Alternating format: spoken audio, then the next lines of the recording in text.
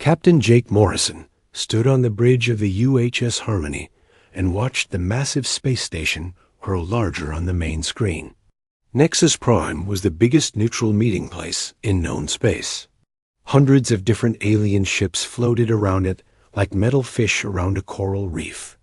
Jake had been to many diplomatic meetings, but this one felt different. "Captain, we're getting clearance to dock at Bay 7, said Lieutenant Ben Harper from his position at the communications station. Ben was young but sharp. He noticed things that others missed. "Take us in slowly," Jake ordered. "I want everyone to see that we're not in a hurry." Ambassador Lisa Carter walked onto the bridge. She wore her formal diplomatic uniform, dark blue with silver trim. Lisa had negotiated treaties with 12 different alien species. She was good at reading people, even when those people had tentacles or scales instead of skin. "Any word on what this meeting is really about?" Lisa asked as she joined Jake near the main screen. "The official message just said routine diplomatic review," Jake replied. "But nothing about this feels routine." Ben turned from his station. "Captain, I've been monitoring the local communications. There are a lot more military ships here than usual. Ships from species that don't usually work together." Lisa and Jake exchanged looks. Military buildups didn't happen for routine meetings. The Harmony docked with a soft thud that ran through the ship's hull. Jake could feel the artificial gravity systems adjusting as they connected to the station's power grid.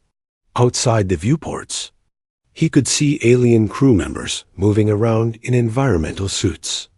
"Ben, I want you to keep monitoring all frequencies while we're here," Jake said. "If someone sneezes wrong, I want to know about it." "Yes, sir," Ben replied. Jake and Lisa made their way to the airlock. The station's atmosphere was set to standard galactic mix, which humans could breathe without suits. As they walked through the connecting tunnel, Lisa checked her translator device one more time. "Remember," she said quietly, "we're here to listen more than we talk. Something has the Council worried, and I want to know what." The main conference room on Nexus Prime was huge. The ceiling curved high above them, and the walls were made of some kind of clear material that showed the stars outside. Different sections of the room had different gravity and atmosphere settings for different species. Jake and Lisa took their places at the human section of the table. Around them, alien delegates were settling into their own areas. The Zephyrians looked like giant insects with too many eyes. Their shell-like bodies clicked when they moved. The Nexari were crystal beings that seemed to glow from inside. They communicated by making their bodies ring like bells. The Thalassans lived in water tanks and spoke through vibrations that the translators turned into words. "Council, Leader Zix of the Zephyrians called the meeting to order." His voice came through the translators as a dry whisper that somehow managed to fill the entire room. "We gather today to discuss human expansion policies and their effects on galactic stability," Zix said. "Recent human activities have raised questions that require clarification." Lisa leaned forward slightly. "We're happy to answer any questions the Council might have. Humanity has always been committed to peaceful expansion and cooperation with our galactic neighbors." One of the younger Zephyrians, whose name tag read Clicks, suddenly spoke up. "Yes, but what about the Valdris incident? Everyone knows what happened there, and it changes everything about how we view human expansion." The room went completely silent. Jake could hear his own heartbeat. Several of the older council members started making angry chittering sounds at Clicks, the young Zephyrians. Multiple eyes widened as he realized he had said something wrong. "The delegate misspoke," Zix said quickly. "We are not here to discuss historical events that have no bearing on current policy." But Lisa was already focused like a laser beam. "I'm sorry, what incident?" "I'm not familiar with any issues involving a species called the Valdris." The Nexari representative, whose name sounded like music when the translator said it, but appeared on the display as resonance of truth began to glow brighter. The young one refers to matters that are not relevant to today's discussions. Perhaps we should move on to the actual agenda items. With respect, Lisa said, if there's been some kind of incident involving humans that has the Council concerned, we should address it directly. Transparency builds trust. Clix tried to speak again, but two older Zephyrians moved to block him from the main table. Jake could see the young alien trying to get around them, but they kept getting in his way. The Valdris were the last to make that particular mistake, Resonance of Truth said, then immediately started glowing much brighter, which Jake had learned meant the Nexari was embarrassed or angry at themselves. What mistake? Lisa pressed. ZYX stood up, which was impressive since he was already over 7 feet tall. This session is adjourned. We will reconvene tomorrow, after the Council has had time to prepare proper agenda materials. The alien delegates began filing out quickly.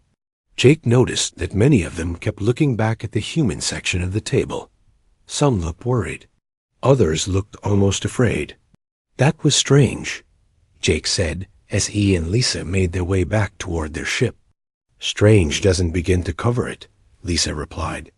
Did you see how they reacted when that young one mentioned the Valdris? It was like he had said something forbidden. They walked in silence for a few minutes, passing by the observation decks, where different species gathered in their own atmospheric zones. Jake could see groups of aliens talking quietly among themselves. Several conversations stopped when the aliens noticed the humans walking by. Back on the Harmony, Ben was waiting for them with a serious expression on his face. Captain, I've been monitoring communications like you asked. There are some very interesting conversations happening on the secured diplomatic channels. What kind of interesting? Jake asked. The kind where multiple species are discussing military readiness levels and something they keep calling the human problem. They're using a lot of coded language, but the basic message seems to be that everyone is very concerned about something. Humans did recently. Lisa sat down heavily in one of the bridge chairs. So we're not here for a routine diplomatic review. We're here because something happened that has the entire galactic community worried about us. But what? Jake asked. I know about every major human military action in the past 5 years. Nothing we've done should have the Council this nervous. Ben cleared his throat. There's something else, Ambassador. About an hour ago, someone sent a coded message to your personal communication device. It's encrypted, but the basic translation reads, if you want to know what happened to the Valdris, meet me in the lower cargo bays of Nexus Prime. Come alone. Lisa looked at the message on her device screen. The encryption was sophisticated, but not impossible to break. Someone with access to high-level galactic communication systems had sent it. Whoever sent this knows something the Council doesn't want. Used to know, she said. Jake frowned. It could be a trap. Maybe, Lisa agreed. But right now, it's the only lead we have to figure out why the entire galactic community seems to be afraid of us. She stood up and checked her sidearm. Standard diplomatic protocol allowed for personal protection weapons, though they were rarely needed on neutral stations like Nexus Prime. If I'm not back in 2 hours, assume something went wrong and get the ship ready to leave quickly, she told Jake. Lisa, I don't like this, Jake said. Neither do I, she replied.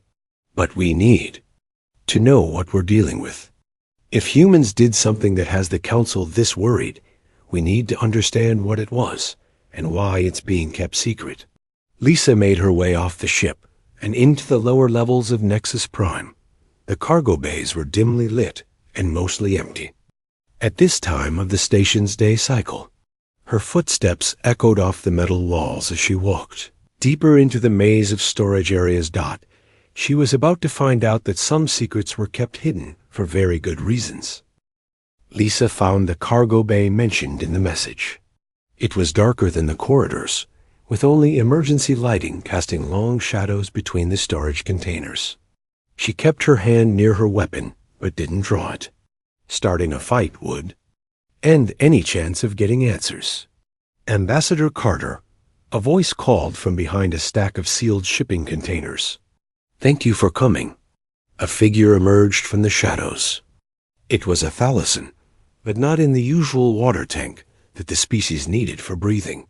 Instead, this one wore a complex environmental suit that let it move freely in standard atmosphere. The name tag on the suit read "Current Beneath Waves." "You sent the message?" Lisa asked. "I did. My name is Current Beneath Waves. I work in the data archives here on Nexus Prime. I monitor galactic communications for the station administrators." The thalassine's voice came through speakers in the environmental suit. It sounded like water flowing over rocks. "Why all the secrecy?" Lisa asked. Current Beneath Waves looked around the cargo bay nervously. "Because what I'm about to tell you could get me arrested for violating galactic security protocols. The Council has made it very clear that information about the Valdris is classified at the highest levels." The Valdris again. Every time someone mentions that name, everyone else gets nervous. What exactly happened with the Valdris? Current Beneath Waves activated a small device that projected a holographic display. Between them, the display showed star charts and communication logs. 3 years ago, the Valdris were one of the major powers in this sector of the galaxy. They controlled 47 star systems and had one of the largest military fleets in known space. They were proud, aggressive, and always looking for ways to expand their territory. Lisa studied the star charts. The Valdris territory had been impressive, stretching across multiple trade routes and containing several important industrial worlds. "What happened to them?" she asked. "They made what turned out to be a fatal mistake. They decided to attack a human colony world called New Denver."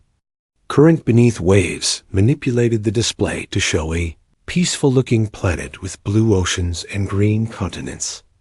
Lisa felt a cold feeling in her stomach. "I've never heard of any attack on New Denver." "That's because the human government has kept it very quiet.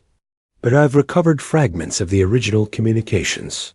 The Valdris viewed humans as weak and easy targets. They thought your species was too soft to fight back effectively." The holographic display changed to show military formations and fleet movements. Lisa could see the massive Valdris battle fleet moving toward the human colony. New Denver had almost 3 million human settlers. Current Beneath Waves continued. Families, children, farmers, scientists, artists. It was a peaceful colony world with only basic defensive systems. How did the Valdris attack?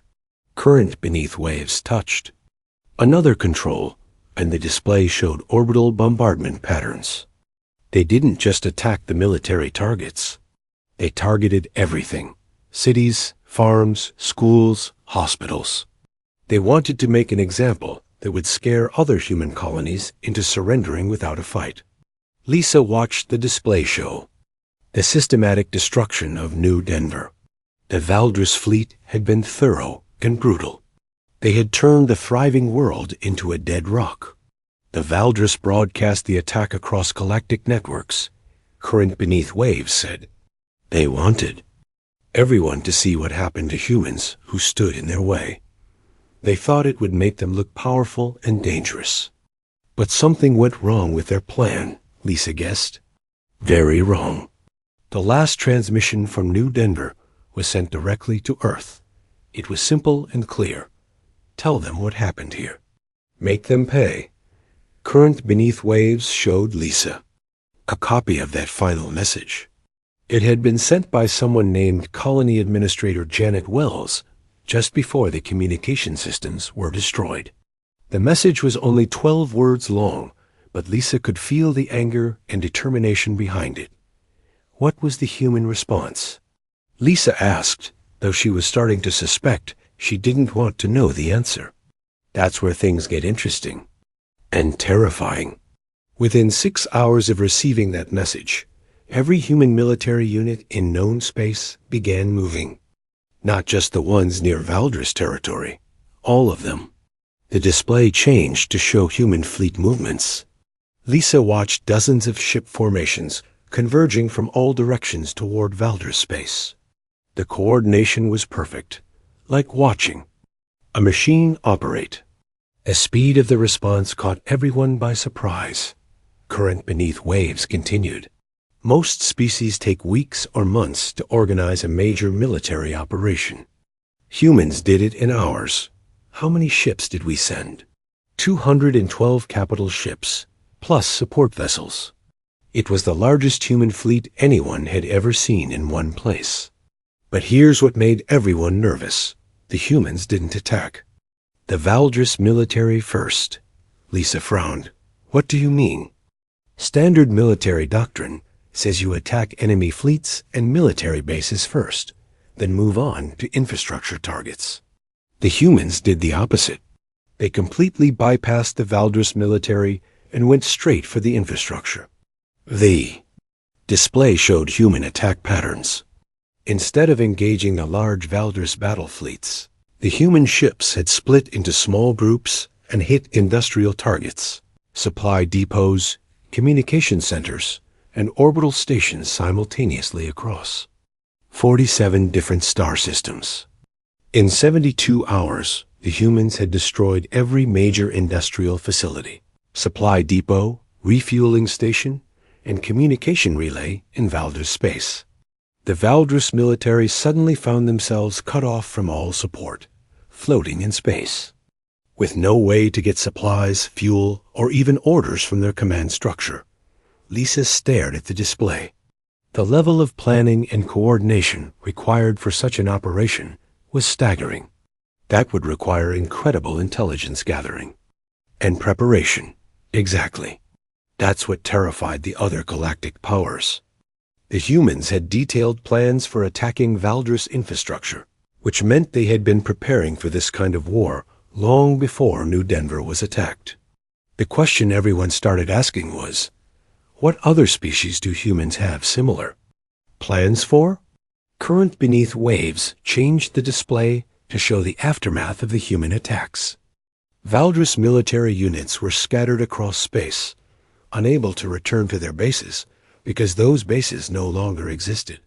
The humans offered surrender terms to every Valdris military unit. Many accepted.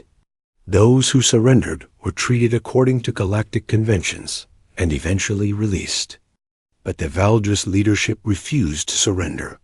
What happened to them? They chose to fight a war they couldn't win. The human fleet methodically hunted down every Valdris military unit that refused to surrender. It took 4 months to finish the job, but when it was over, the Valdris military no longer existed as a fighting force. Lisa felt sick. How many casualties? That's the strangest part. Human casualties were minimal. The Valdris lost thousands of ships and hundreds of thousands of military personnel, but the humans seemed to know exactly where every enemy unit was and how to defeat it with minimum losses to their own forces. Current beneath waves manipulated the display to show the final phase of the conflict. The last Valdris military commander, war leader Thax, broadcast a final message before his fleet was destroyed. He said, "We underestimated them. We thought they were prey. We were wrong." And that's it? The Valdris are just gone? Not exactly. The humans isolated the surviving Valdris population on their homeworld. They left them with enough resources to survive as a species, but removed all their spacefaring capability. The Valdris still exist, but they're no longer a threat to anyone. Lisa tried to process what she was hearing. Why is this being kept secret? Current beneath waves turned off the holographic display because of what it revealed about human military capabilities. Every major species in the galaxy has since realized that humans have been quietly preparing for large-scale interstellar warfare while publicly promoting peace and cooperation. You're saying we've been lying about our intentions? No. From what I can tell, humans genuinely prefer peaceful solutions. But you've also been preparing for what would happen if peace failed. The level of military planning and coordination demonstrated in the Valdres campaign suggests that humans have detailed contingency plans for fighting every major galactic power. Lisa felt a chill run down her spine. And that scares everyone. It terrifies them. The Valdres were considered one of the most powerful military forces in the galaxy. Humans dismantled them in 6 months with what appeared to be relatively little effort. Every species is now wondering what would happen if they somehow ended up at war with humanity. Current beneath waves began packing up the holographic projector. The council called this meeting because they need to understand human intentions. Are humans planning to conquer the galaxy, or are they content to coexist peacefully as long as they're not attacked? And what do you think? I think humans are exactly what they appear to be, peaceful unless provoked. But I also think that anyone who provokes them the way the Valdres did will face consequences that no other species in the galaxy could survive. Current beneath waves handed Lisa a data chip. This contains copies of all the files I've recovered about the Valdres incident. Use the information wisely, Ambassador. The galaxy's future may depend on how humans handle the fear and respect they've earned. Lisa took the data chip, and Slipalisa returned to the Harmony with the data chip burning like a hot coal in her pocket. She found Jake and Ben in the ship's secure briefing room, waiting for her with worried expressions. What did you find out? Jake asked as soon as she sat down. Lisa pulled out the data chip and inserted it into the room's display system. I found out why the galaxy is afraid of us, and why we should probably be afraid of ourselves. The holographic display activated, showing the same star charts that Current beneath waves had shown her. Ben whistled softly when he saw the scope of what had been Valdres territory. 3 years ago, a species called the Valdres attacked one of our colony worlds, Lisa began, a place called New Denver. They killed almost 3 million civilians. Jake's face went pale. I never heard about any attack on New Denver. Neither did I. That's because our government kept it classified.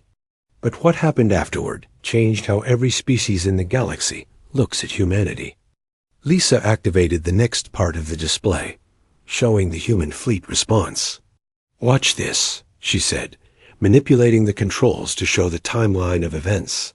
The display shifted to show Earth 3 years earlier. Admiral Steve Collins stood in the command center of the Soul Defense platform, reading the message from New Denver. The timestamp showed that he received the news at 14:22 Earth Standard Time. Collins was a career military officer, gray-haired and serious. He had spent 40 years preparing for threats that everyone hoped would never come. When the message from New Denver arrived, he knew that one of those threats had finally materialized. "Get me fleet command," Collins said to his communications. "Officer, Priority Alpha authorization." Within minutes, Collins was connected to fleet commanders across human space. The conversations were short and direct. Collins activated something called Protocol 7, which apparently every fleet commander understood, but none of the civilian leadership had ever heard of. "What's Protocol 7? Ben asked, watching the display. "From what I can piece together. From these files, it's a contingency plan for responding to attacks on human civilian populations," Lisa replied. "And judging by what happened next, it's been in development for a very long time." The display showed human fleets across known space, beginning to move with startling coordination. Ships that had been on routine patrols, training exercises, and diplomatic missions all changed course simultaneously. They converged on rally points that seemed to have been predetermined years in advance. Fleet Admiral Nina Rodriguez commanded the largest human battle group, stationed near the frontier territories. When she received Collins' orders, she didn't hesitate. Her ships were moving within an hour of the message from New Denver. The speed of the response is what caught everyone's attention, Lisa explained. Most species take weeks to organize a major military operation. We did it in 6 hours. The display showed the human response from multiple perspectives. Intelligence officers had detailed maps of Valdra's territory, complete with industrial targets, supply routes, and defensive positions. The level of preparation was extraordinary. Commander Pete Mason led the human ground forces. His units were specially trained for rapid deployment and precision strikes. They had been practicing operations exactly like this for years, though no one expected they would ever need to use those skills. The humans bypassed the Valdris military completely, Lisa continued, showing the attack patterns on the display. Instead of fighting their fleets, we went straight for their infrastructure. The display showed simultaneous attacks across 47 star systems. Human stealth ships, using technology that no other species knew existed, struck industrial complexes, orbital stations, and supply depots at exactly the same time. Captain Amy Watson commanded one of the stealth vessels, the UHS Retribution. Her ship could move through space undetected by most alien sensor systems. She led the attack on the primary Valdris industrial complex in their home system. Target the manufacturing centers first, Watson ordered her weapons officer. Then, orbital refineries. I want their ability to produce military supplies completely eliminated. The attack was surgical and devastating. Watson's crew destroyed billions of credits worth of industrial infrastructure while avoiding civilian areas. The Valdris military leadership didn't even know they were under attack until their supply chains stopped functioning. The Valdris suddenly found themselves cut off from everything, Lisa explained. No fuel, no ammunition, no spare parts, no communication with their command structure. Their entire military became stranded in space. The display showed Valdris military units scattered across space, unable to return to bases that no longer existed. Many of their ships ran out of fuel and had to drift helplessly while their crews waited for rescue that would never come. Dr. Lavra Kim was aboard the UHS Retribution as a military observer and xenobiologist. Her job was to document the human response and ensure that it followed galactic conventions for warfare. What she witnessed changed her understanding of human military capabilities. The precision was remarkable, Kim wrote in her reports. Every target was selected for maximum strategic impact while minimizing civilian casualties. The humans had studied Valdris society so thoroughly that they knew exactly which facilities to destroy to cripple their military without harming their population.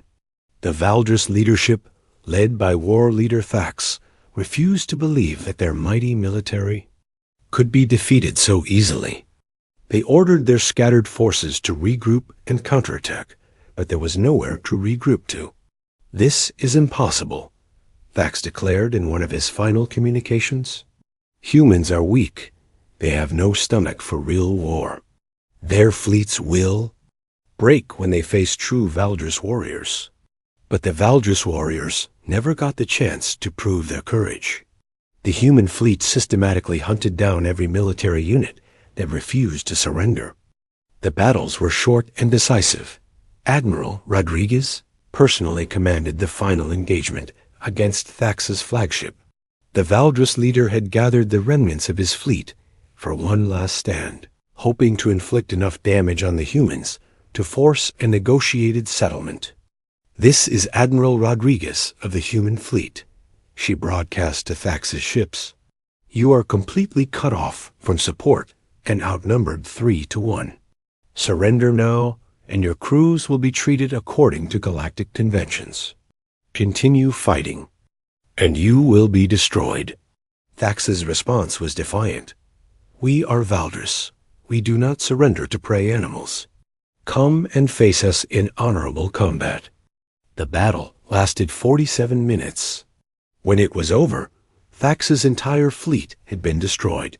The Valdris war leader's final message, broadcast just before his ship exploded, would become one of the most studied communications in galactic military history.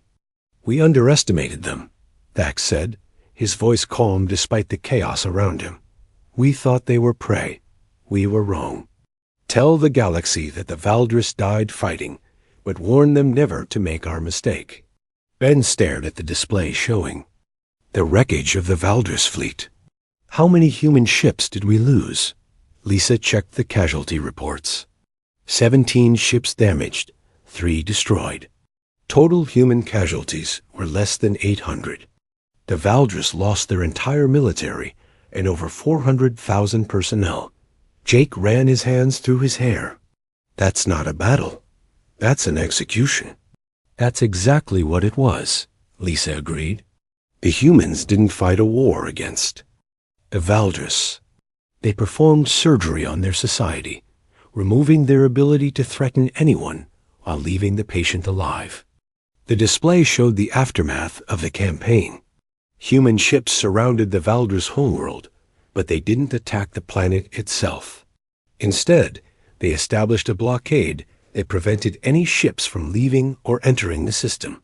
Commander Mason led the occupation forces that secured Valdris military facilities on their homeworld. His orders were specific: dismantle all military infrastructure, but leave civilian facilities untouched. The Valdris people were allowed to survive on their homeworld, Lisa explained. The humans left them with enough resources to maintain their civilization, but removed all their spacefaring technology.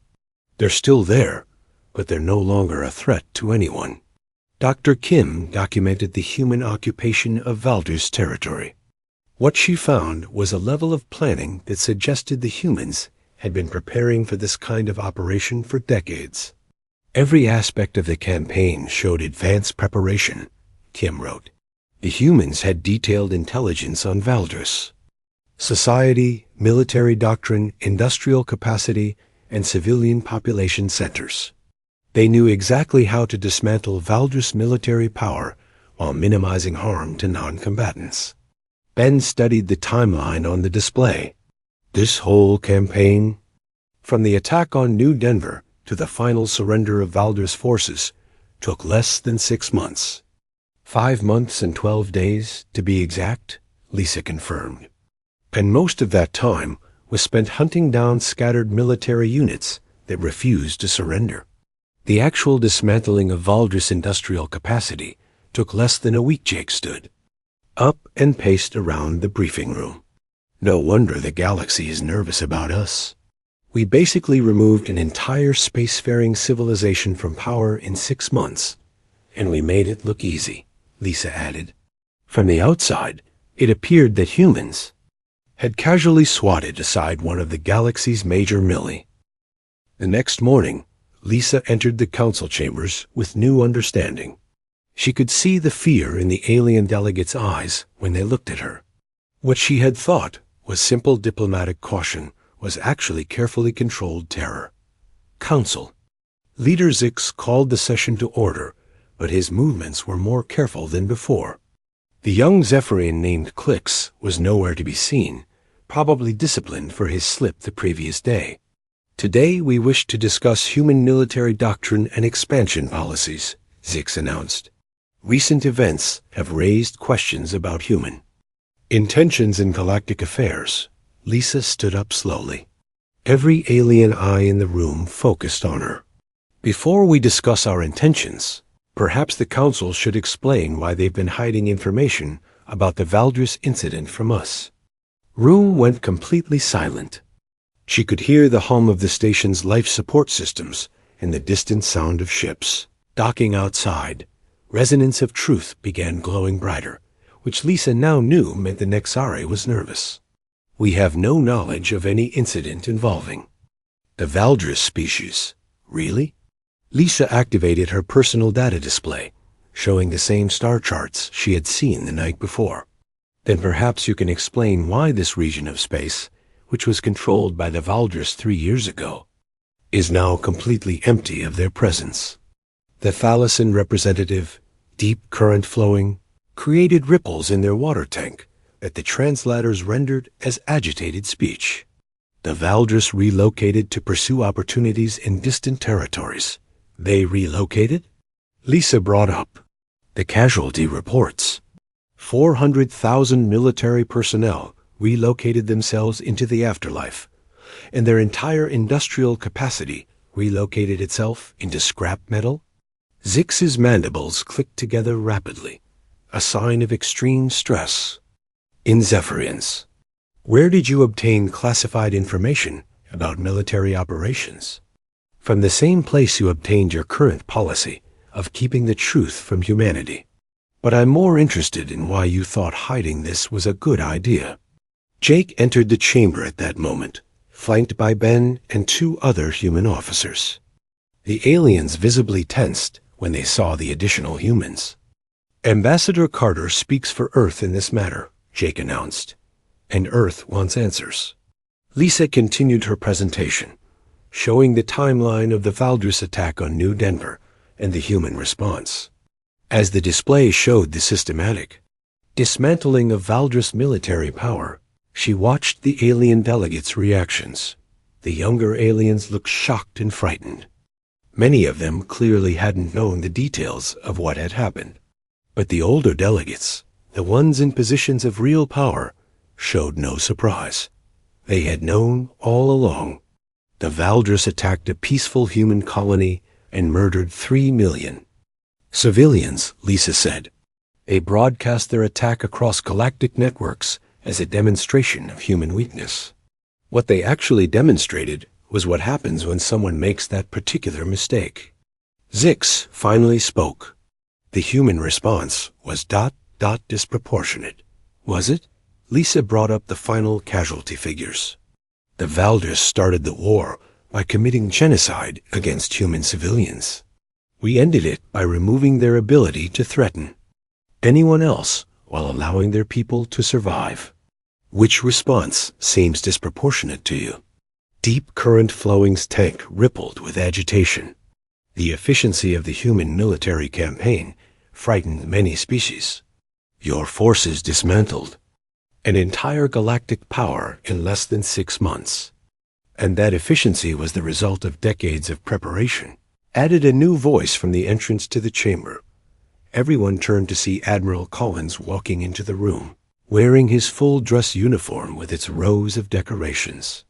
Behind him came Fleet Admiral Rodriguez and a small group of senior human military officers. Admiral Collins, Zix said, his voice barely above a whisper. We were not expecting military representatives at this diplomatic gathering. Collins took his place at the human section of the table. Funny thing about diplomacy. It works best when everyone tells the truth. He activated his own display system, showing detailed intelligence reports. Earth has been monitoring galactic communications for the past 3 years. We know that every major species has been briefed on the Valdris incident. We know that you've established new military protocols, specifically designed to avoid provoking human retaliation. We know that our response to the New Denver massacre has become a case study in your military academies. Rodriguez stepped forward. What we don't know is why you thought lying to us about it was a good strategy. Resonance of Truth's glow dimmed to almost nothing. The Council feared that humans might interpret galactic awareness of your capabilities as a threat. Or, Collins said with a slight smile, you were trying to figure out if the Valdris response was standard human military doctrine, or if it was something special. The truth hung in the air like a weight. Lisa could see understanding dawn on the faces of several alien delegates. You wanted to know if we would respond the same way to any attack on human civilians, or if the Valdris just got unlucky, she said. Zix's mandibles stopped clicking. The galaxy needs to understand human intentions.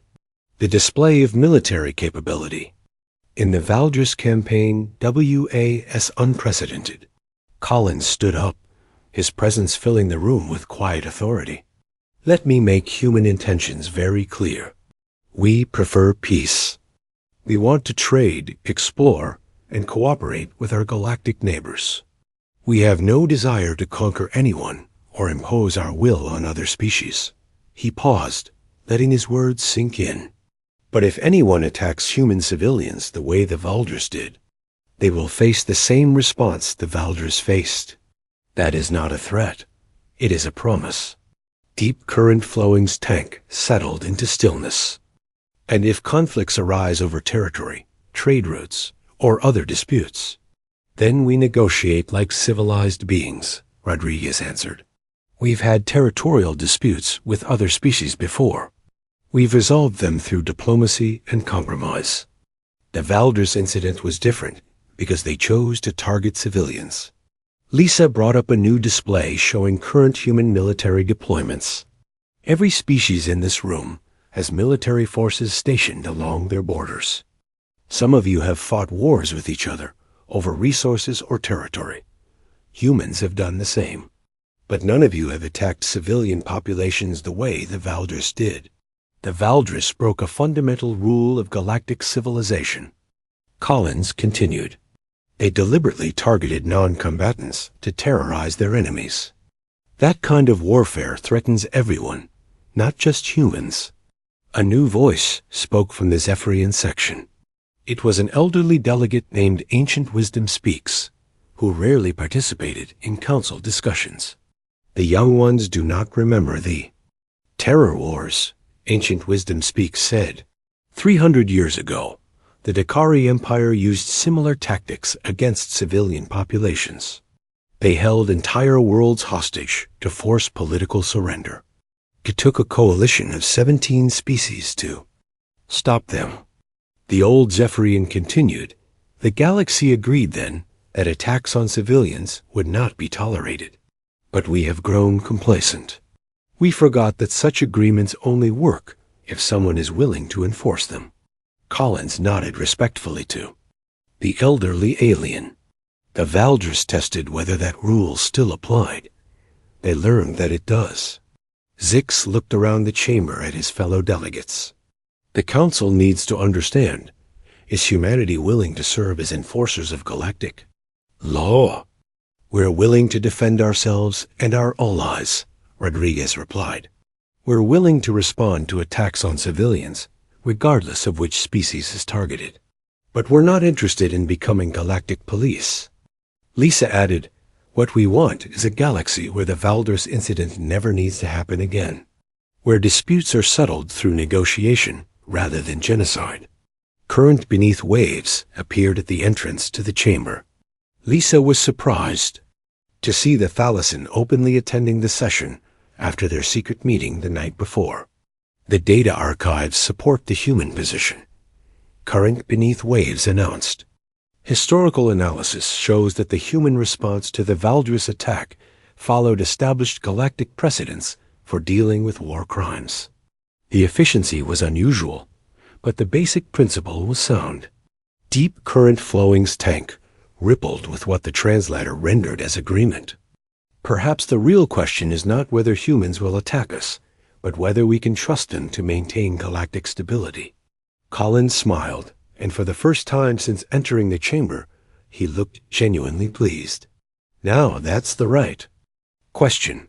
He brought up a new display showing human patrol routes and response times across known space. "Earth is proposing a formal treaty that would establish clear protocols for dealing with attacks on civilian populations. Any species that targets non-combatants would face immediate response from a coalition that includes human military forces. And if member species have disputes that don't involve civilian casualties, Resonance of Truth asked. "Then we stay out of it unless asked to mediate," Lisa replied. "Human forces would only be deployed to protect civilians and enforce the basic rules of galactic civilization." Ancient Wisdom Speaks spoke again, his voice carrying the weight of centuries. "The young ones fear human power, but they do not understand human restraint. The Valdres could have been completely destroyed. Every member of their species could have been eliminated. Instead, they live peacefully on their homeworld under human protection." The council reconvened 3 days later. During that time, Lisa could feel the change in atmosphere aboard Nexus Prime. Alien delegates who had avoided humans before now approached them with careful politeness. The fear was still there, but it was mixed with something that might have been respect. Jake found Leza in the observation deck, watching the ships come and go outside the station. Ben intercepted some interesting communications, he said, sitting down beside her. What kind of interesting? The kind where multiple species are asking their home governments for permission to formally request human protection for their civilian populations. Lisa raised an eyebrow. Really? The Nexari have 3 colony worlds near the galactic frontier that they're worried about. The Thalassans have been dealing with pirate attacks on their shipping lanes. Even some of the smaller species are asking if humans would be willing to help with security issues. And here I thought everyone was afraid of us. Jake laughed. They are afraid of us. But they're also starting to realize that having us as friends might be better than having us as enemies. When the council session began, the chamber was fuller than before. Word had spread about the human proposals, and delegates from species that hadn't attended the original meetings were now present. Council Leader Zix opened the session with a formal announcement. The council has reviewed the human proposals for a galactic civilian protection treaty.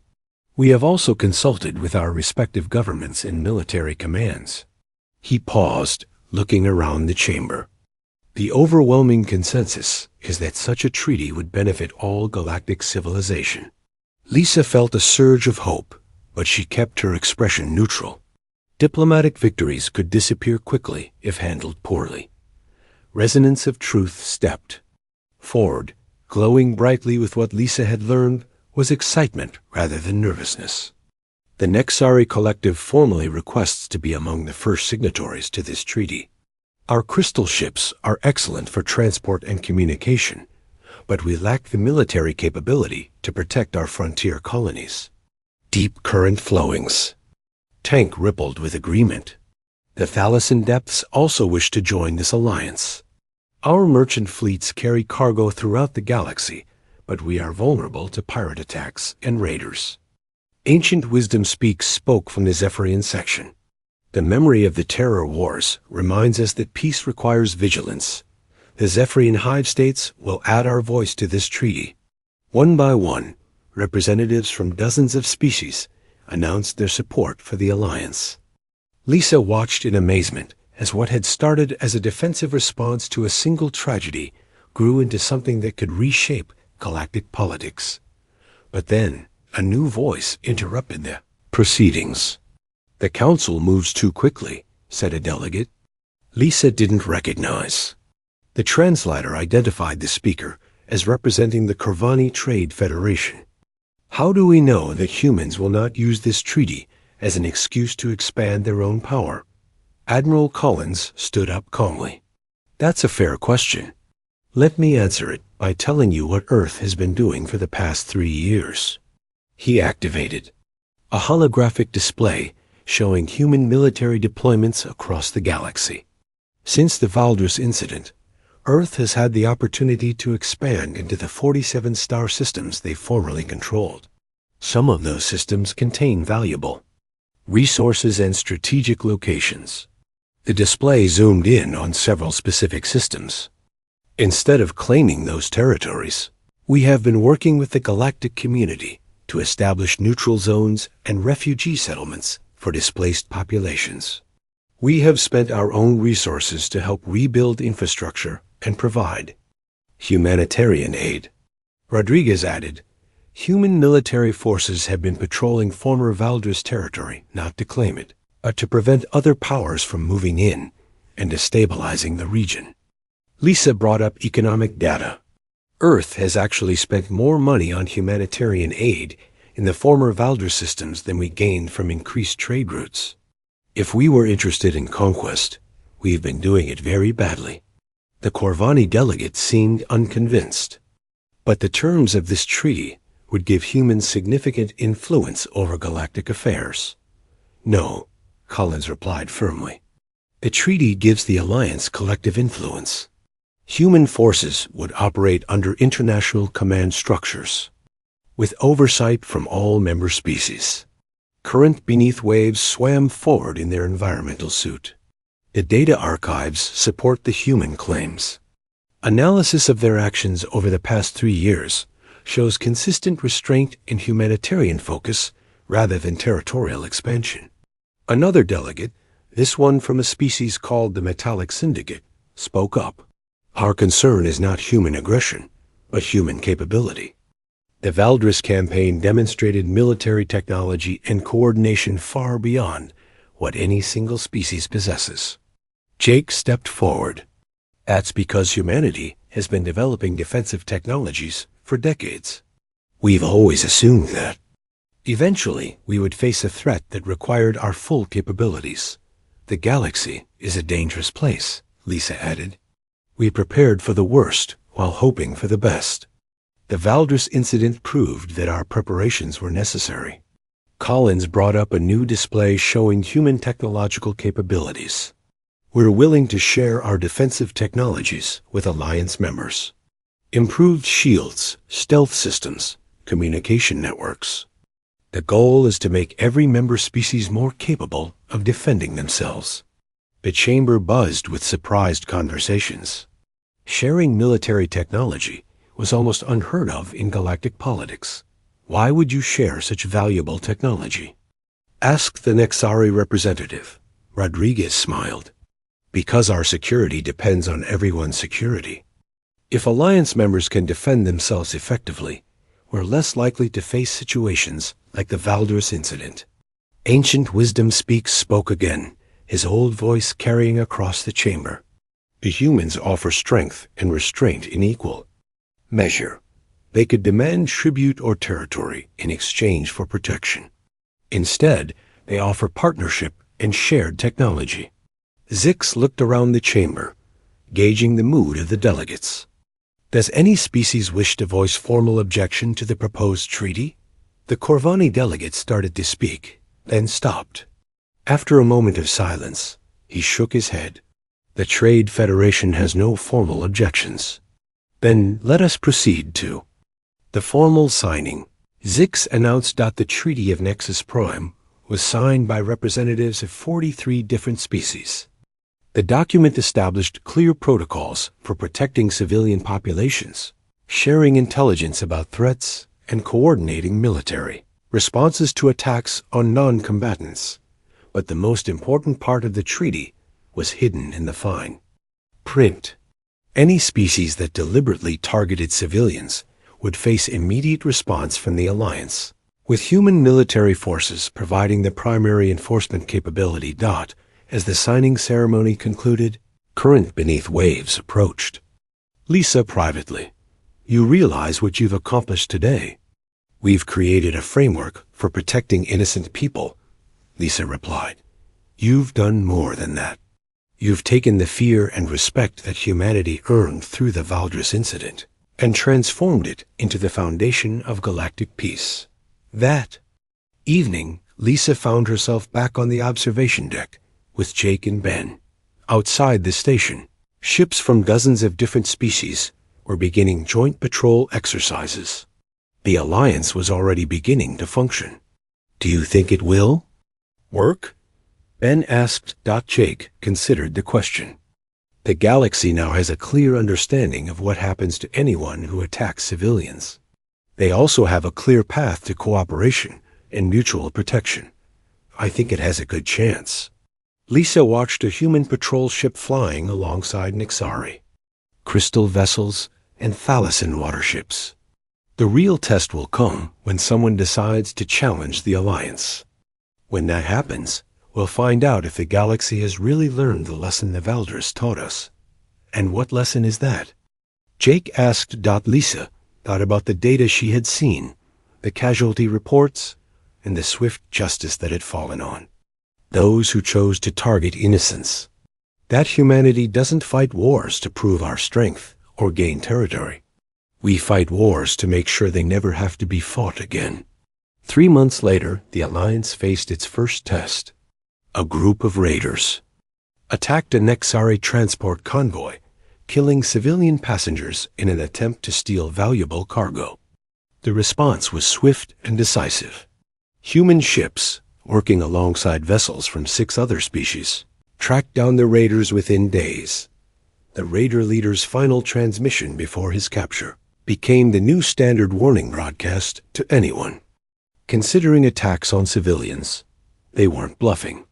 The humans and their allies mean what they say. The Valders incident had become a galactic secret, not because it was hidden, but because its lessons had been quietly absorbed by every species in known space. The galaxy had learned that some lines should never be crossed, and that there were consequences for those who forgot that basic rule of civilization. Current Beneath Waves updated the data archives to include the complete history of the Alliance. The entry concluded with a simple observation. The galaxy discovered that peace is not the absence of conflict, but the presence of justice. Humanity provided the strength to enforce that justice, while the Alliance provided the wisdom to use it responsibly. In the former Valdres territories, now peacefully administered by the Alliance, refugees FR